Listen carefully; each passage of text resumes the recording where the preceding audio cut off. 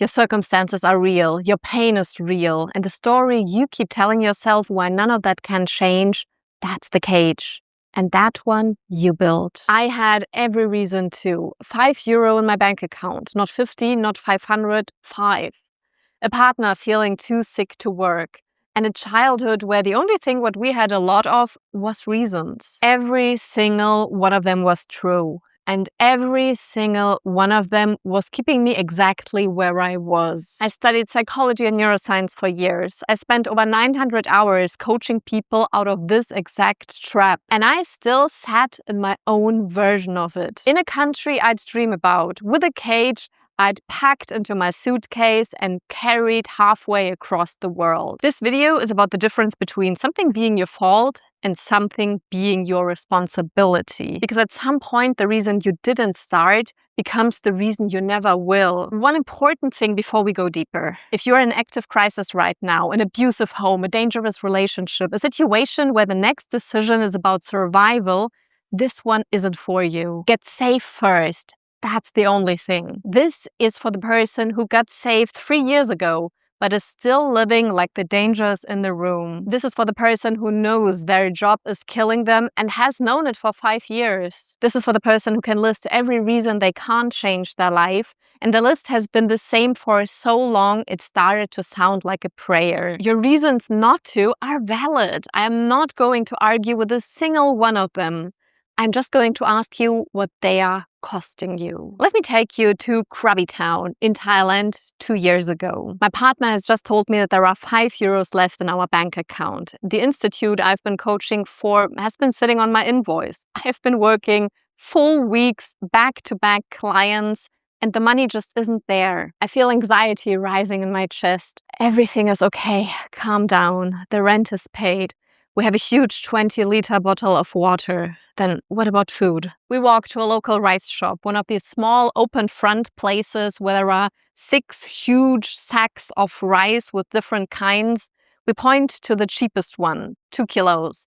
The woman weighs the rice and gives us a transparent plastic bag. We won't die. We have rice, we have water, we have a roof. That's the sentence. We won't die. I feel relieved and desperate. A few hours later, we go for a walk because it has cooled down and a woman calls out from across the street. Hey, your partner also dengue fever? I just was in hospital. She invites us in, we sit on her veranda and the tiny dog loses its mind at our ankles. And we talk through Google Translate because she doesn't really speak English. My husband came here first, then he brought me and our 3 kids. There's a war in our country and I don't want my kids to grow up there. We also brought our dog and 2 cats. The big one, a Maine Coon, was killed by the neighbor's guard dogs, but we're fine. Oh wait, I want to show you something. This is our YouTube channel. This is how we make money, our work.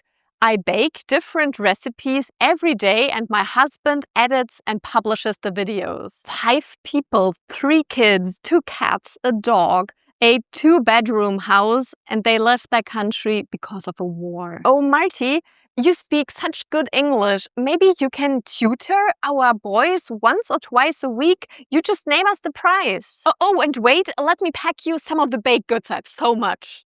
I walk home with bread rolls in my hand and an offer to teach English for €10 a week. And the reason I tell you this story is because I had created the life I was living. The country, the coaching career, the clients. I had a partner, I had a passport. And I was sitting in it like a girl with nothing in my hands. While a family who had less than I had, who had been through more than I had, who had every reason to be paralyzed, was building a life in a kitchen in 40 degrees tropical heat with no air conditioner. Through a baking channel, they started in a foreign country. They weren't free because they were more privileged or had better circumstances. They were free because of what they did with them. A few days into that week, I come home and find my partner sitting on the tile floor crying.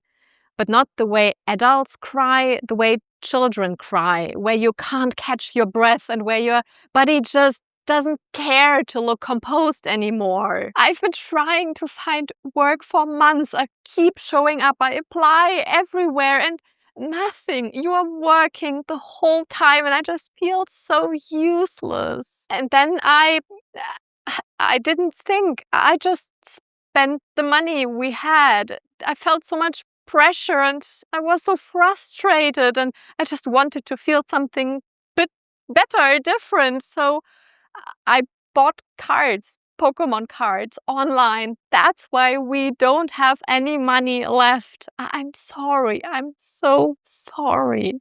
That's what he told me on the floor, sobbing. I sat down next to him. I didn't try to fix him or to comfort him. He didn't ask for it, and that wasn't my responsibility. Was it his fault that he couldn't find work? No. Was it his fault that he felt sick for so long? No. Was it his fault that he bought Pokemon cards with our last money? Was it a great decision? No. But what would I have gained by blaming him while he was doing everything he could to change his circumstances? Nothing in this video is going to tell you that your circumstances are your fault. If you grew up poor, that's not your fault.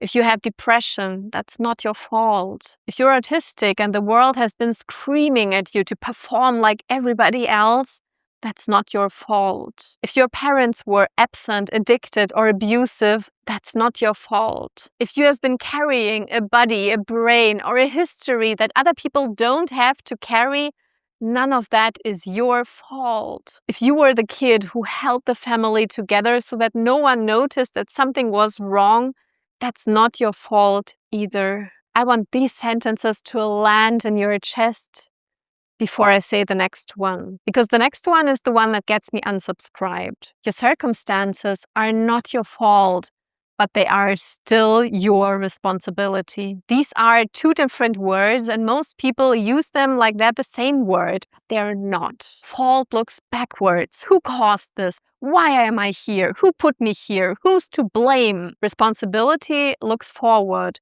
Who is going to do something about that now? And what most people refuse to understand is that the answer to the first question and to the second question is almost never the same person. Your father isn't going to apologize. Your ex, who took everything and just ran off, won't come back with it. The system isn't going to overthrow itself just for you.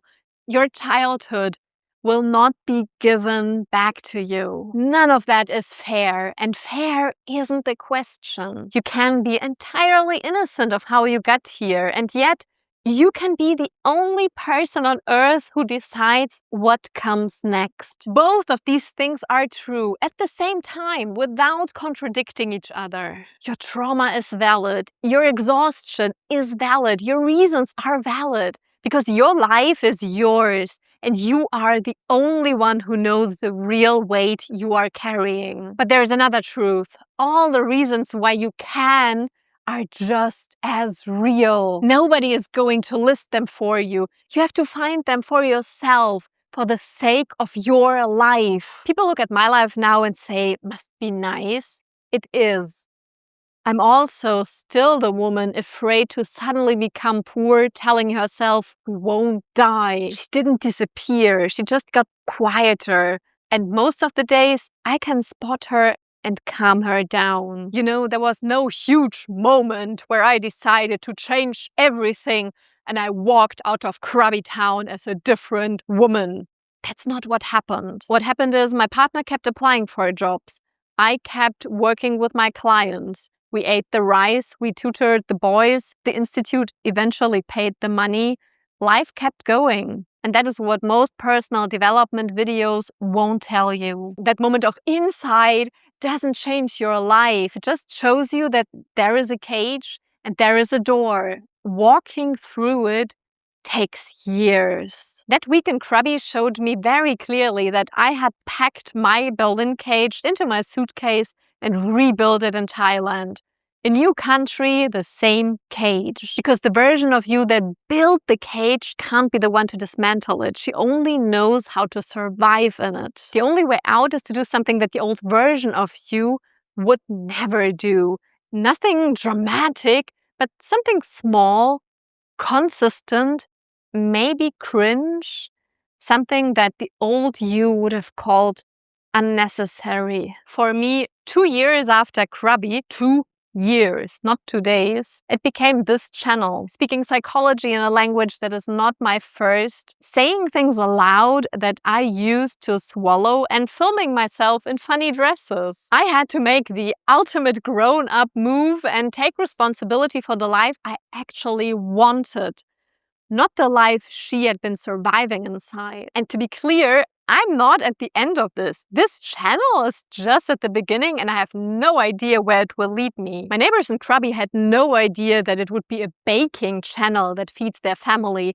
They just kept showing up, they kept experimenting until one day something clicked and they followed the breadcrumbs. That is what responsibility looks like in real time. Slow motion. And if you've tried before and stopped, that was a rehearsal. One experiment, not failure. So here is the only thing I'd ask you to take with you. Whatever happened to you is real. I'm not asking you to forgive it. I'm not asking you to be grateful for it or to call it a lesson. I am asking you to notice the moment you feel underprivileged, helpless, optionless, and ask, so what am I going to do about it? Because that question asked enough is the door and nobody is going to open it for you. Not me, not a coach, not a video, not even the right circumstances arriving. There is only one person in the whole world who has that power. And if you made it this far, you are the person this video was for. And if that's the kind of company you want, subscribe. This is where I talk to people like you week after week about what responsibility for your life actually looks like when nobody is watching. And in the comments, tell me one word, the thing that is not your fault, but your responsibility now. Just the word. I read every one. I still have these bread rolls in my head. The €5, a family who had less than I had and built more than I had, not due to better circumstances, but because they decided and kept acting. The most loving thing you can do for yourself is to decide that the next chapter of your life is your responsibility, even though it isn't fair that it has to be. I'm so excited to accompany you on your journey, and I'll see you in the next video.